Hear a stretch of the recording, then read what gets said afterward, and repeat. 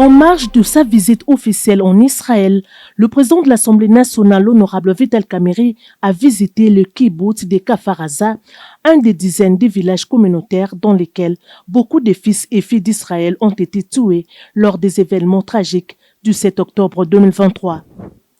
Après avoir rendu hommage aux victimes de Kfar Aza, le speaker de la Chambre basse du Parlement s'est incliné devant les mémorials du Nova Festival situé dans la zone périphérique de la bande de Gaza au sud du pays où ont péri des centaines d'Israéliens lors des attaques terroristes du 7 octobre 2023. Pour s'en souvenir, en cette date, plusieurs kibbutz, villages communautaires situés dans le sud d'Israël, ont subi des attaques terroristes sans précédent, occasionnant les massacres de 1500 personnes et l'enlèvement de centaines d'autres, dont aujourd'hui 59 restent en captivité à Gaza. En leur mémoire, plusieurs mémorials ont été érigés dans les pays, dont les plus importants est celui de Kfar Aza au sud du pays et la place des otages, mémorial érigé à la devanture du musée de Tel Aviv, où des membres des familles et des volontaires racontent les atrocités vécues par des victimes et les kidnappés du 7 octobre 2023. Ce fut l'occasion pour le professeur Vital Kamerhe de rendre aussi un hommage mérité aux victimes oubliées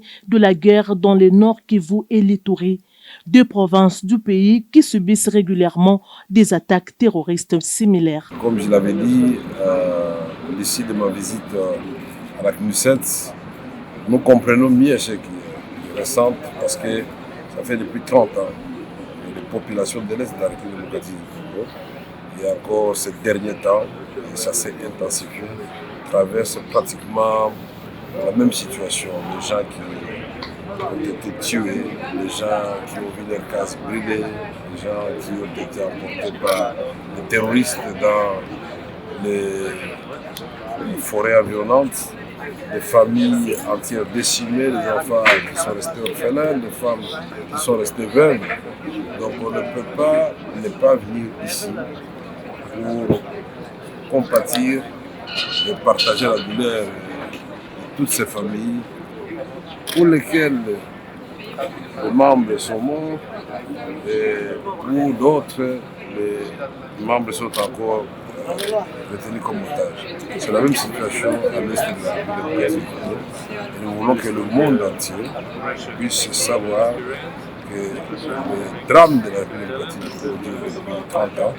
ça fait un minimum de 7 millions de personnes tuées à cause de l'invasion de notre voisin de Rwanda et puis les terroristes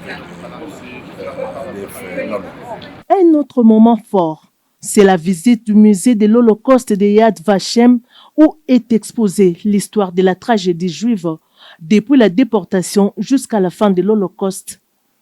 Après l'émouvante traversée des couloirs de ces musées guidés par un rescapé, le président Vital Kamerhe a signé le livre d'or de Yad Vashem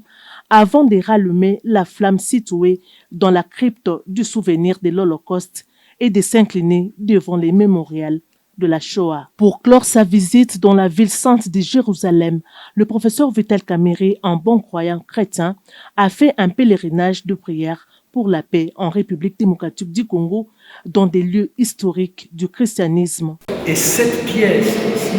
c'est le lieu reconnu où Jésus, en hébreu Yeshua, qui était rabbin de Galilée,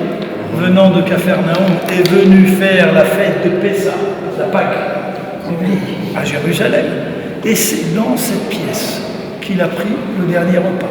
À la Sainte Sépulcre, tombe de Jésus-Christ de Nazareth, le speaker de la Chambre basse du Parlement s'est agenouillé devant la pierre de l'onction, pierre où le corps de Jésus-Christ fut lavé et embaumé avant d'être mis au tombeau. Temps fort de ces pèlerinages, c'est la prière faite dans la tombe de Jésus-Christ, située dans l'église du Sainte-Sépulcre, sur les monts Golgotha, et la méditation faite devant les murs des lamentations, situés à l'esplanade du temple de Jérusalem, lieu considéré par les Juifs comme les plus proches du Saint des Saints et les plus saints pour la prière.